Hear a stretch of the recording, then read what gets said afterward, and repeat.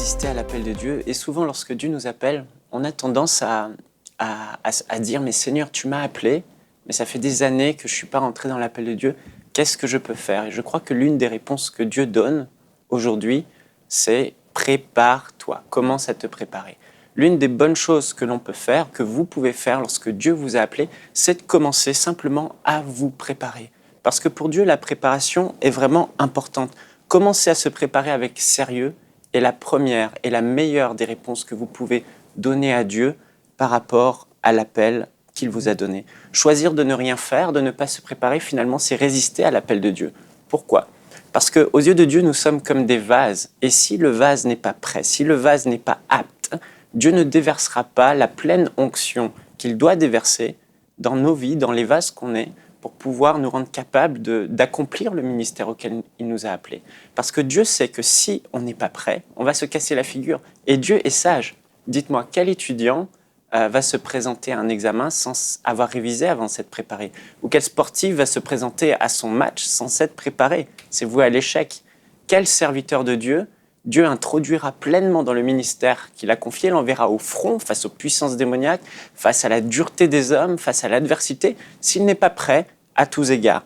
Donc l'homme de Dieu doit prendre au sérieux la préparation. La préparation est déterminante.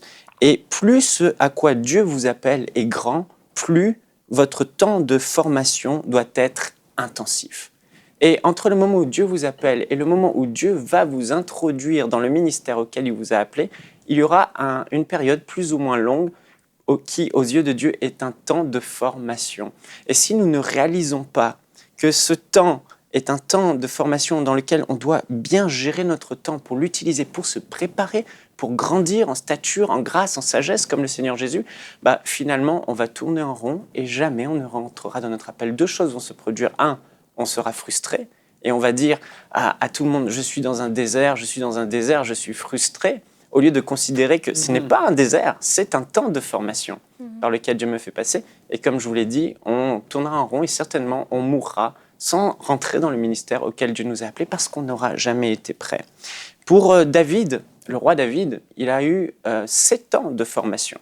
7 ans entre le moment où Dieu l'a oint avec le prophète Samuel et le moment où il est devenu roi d'Israël, il y a eu 7 ans. 7 ans où il a appris à persévérer face à l'adversité, à se confier en Dieu, mais 7 ans aussi où il a appris à gérer une armée et à diriger des hommes, des vaillants hommes qui sont venus par centaines dans la caverne sous son leadership, avant de diriger toute une nation. Joseph, 13 années entre la vision qu'il a eue de Dieu et le moment où il est devenu à la tête chef de l'Égypte, 13 années où il a appris à persévérer et à gérer la grande propriété de Potiphar et il a développé son don de gérance dans la grande prison qu'il a gérée avant de gérer tout le pays d'Égypte, etc. Je pourrais vous parler de Paul, 14 ans entre le moment où Dieu l'appelle sur le chemin de Damas et le moment où il est envoyé en tant que grand missionnaire pour ses premiers voyages missionnaires. Il a appris, il a fait des choses entre-temps. Jésus, 30 ans et les disciples, 3 ans, etc. Bon, je vous passe les détails. Ce temps de formation est vraiment essentiel. Et le ministère est une chose très sérieuse aux yeux de Dieu. Et Dieu veut que l'on considère avec sérieux en s'y préparant. Le Saint-Esprit voudrait vous encourager aujourd'hui à être comme Jésus. Très tôt, Jésus avait compris ce à quoi Dieu l'appelait et il a pris cela avec sérieux. Et comment il l'a pris avec sérieux ? Il s'est préparé. Dès l'âge de 12 ans, ses parents le cherchaient, il était dans le temple, et il a dit à ses parents « Mais pourquoi me cherchez-vous ? Ne savez-vous pas que je dois m'occuper des affaires de mon père ?» Et qu'est-ce que faisait Jésus ? Jésus était en train d'interroger pendant 3 jours les scribes, les pharisiens, leur posant des questions sur la loi, pour avoir des révélations, une pleine compréhension des saintes écritures, pour comprendre les choses par rapport au ministère. Et en faisant ça, il se préparait. Quelques versets plus loin, 3 versets plus loin, il est écrit dans Luc au chapitre 2, verset 52, « Et Jésus croissait en sagesse, en stature et en grâce devant Dieu et devant les hommes. » J'aimerais vous poser cette question aujourd'hui. Ces 2 dernières années, avez-vous grandi ? Avez-vous pris de la stature, de la grâce, de la sagesse devant Dieu et devant les hommes ? Ou avez-vous stagné ? N'avez-vous pas évolué ? Si c'est le cas, je vous encourage aujourd'hui, préparez-vous intensivement afin d'être prêt, afin que cette formation soit la plus courte possible, afin que vous soyez revêtus le plus tôt possible pour accomplir ce ministère. Et pour finir, j'aimerais vous parler de la méthode stage. On serait tenté à croire que La préparation, la meilleure des préparations, ce serait de se tenir à l'écart dans le désert, loin des hommes, seul avec la Bible, seul dans la prière. C'est faux, archi faux. C'est la moins bonne des méthodes. La meilleure des méthodes, c'est la méthode stage, où on apprend la théorie et on apprend la pratique au contact des hommes. Et c'est cette méthode que le Seigneur Jésus a utilisée. Il a pris ses disciples en stage. Le stage, c'est quoi ? Le maître montre, premièrement, on écoute l'enseignement du maître. Deuxièmement, on observe comment le maître fait de manière pratique. Troisièmement, on met en pratique en faisant exactement comme le maître. Et c'est ce que Jésus faisait.